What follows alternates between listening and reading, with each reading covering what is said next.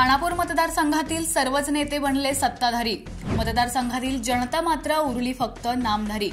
इतिहासात प्रथमच राजकीय परिस्थिती अशा वळणावर।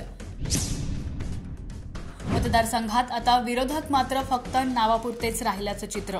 विट्याचे माजी नगराध्यक्ष ॲडव्होकेट वैभव पाटील यांनी भारतीय जनता पार्टीत जाहीर प्रवेश केला आणि खानापूर विधानसभा मतदारसंघातील राजकीय परिस्थिती पूर्णपणे बदलून गेली आहे। या मतदारसंघाचे नेतृत्व करणारे सर्वच नेते आता सत्ताधारी पक्षामध्ये समाविष्ट झाले आहेत। त्यामुळे उरलेला काँग्रेस आणि शरद पवार यांच्या राष्ट्रवादीचा गट हा केवळ नामधारी राहिला आहे।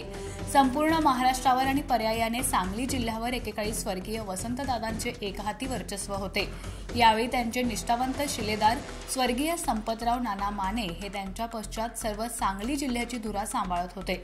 स्वर्गीय संपतराव नाना माने हे याच खानापूर मतदारसंघातून संपूर्ण राज्याची सूत्रे हलवित असत। पुढे राष्ट्रवादी काँग्रेस पार्टीची निर्मिती झाली आणि या मतदारसंघावर राष्ट्रवादी काँग्रेस पार्टीचे काही काळ वर्चस्व निर्माण झाले होते। या ठिकाणी काँग्रेस आणि राष्ट्रवादी हेच एकमेकांचे विरोधक असायचे। उर्वरित भाजप सेना हे पक्ष केवळ नावालाच असत। परंतु हा झाला इतिहास। आता मात्र परिस्थिती बदलली आहे।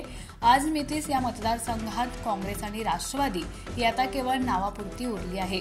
खानापूर मतदारसंघामध्ये ज्यांच्या निर्णायक राजकीय ताकदी आहेत ते सर्व राजकीय नेते आता सत्ताधीश झाले आहेत। या ठिकाणी शिवसेनेचे विद्यमान आमदार सुहास बाबर हे एकनाथ शिंदे गटाची धुरा सांभाळतात। सत्तेत त्यांचं मोठं वजनही आहे। राष्ट्रवादी शरदचंद्र पवार पक्षाचे या मतदारसंघातील सर्वात मोठे ताकदवान मानले जाणारे विटा शहराचे माजी नगराध्यक्ष ॲडव्होकेट वैभव पाटील यांनी देखील आता भारतीय जनता पार्टीत प्रवेश केलाय। या मतदारसंघात भारतीय जनता पार्टीची सूत्रे आमदार गोपीचंद पडळकर यांचे बंधू माजी समाज कल्याण सभापती ब्रह्मानंद पडळकर यांच्या हातात आहेत।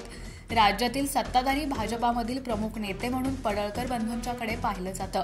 आटपाडीच्या देशमुख घराण्यामधील माजी आमदार राजेंद्रांना देशमुख हे सध्या सत्ताधारी राष्ट्रवादी अजित पवार गटात आहेत, तर त्यांचे बंधू अमरसिंह देशमुख हे सत्ताधारी भारतीय जनता पार्टीमध्ये कार्यरत आहेत। 2 दिवसापूर्वी लोकसभेचे शिवसेना उद्धव ठाकरे गटाचे उमेदवार डबल महाराष्ट्र केसरी पैलवान चंद्रहार पाटील यांनी शिवसेना शिंदे गटात प्रवेश केला होता। त्यामुळे या मतदारसंघातील सर्व प्रमुख मंडळी आता सत्ताधारी झाली आहेत। खानापूर विधानसभा मतदारसंघाच्या इतिहासात प्रथमच अशी परिस्थिती निर्माण झाली आहे। सत्ताधारी भारतीय जनता पार्टी, शिवसेना शिंदे गट व अजित पवार गटात सर्वजण सहभागी झाले असल्यानं विरोधी काँग्रेस व शरद पवार यांच्या राष्ट्रवादीचा पक्ष आणि उद्धव ठाकरे यांची शिवसेना हे विरोधी पक्ष या सत्ताधारी सर्वच पक्षांच्या तुलनेत या मतदारसंघात ताकदीने नगण्य असल्याचं चित्र आहे। उर्वरित शरद पवार, राष्ट्रवादी काँग्रेस व काँग्रेस पक्षाचे या मतदारसंघातील जे काही नेते आहेत ते कोणाला सत्ताधारी नेत्यांशी संधान साधून असतात। त्यामुळे या मतदारसंघात आता विरोधक नावापुरतेच राहिलेत की काय असं चित्र निर्माण झालंय।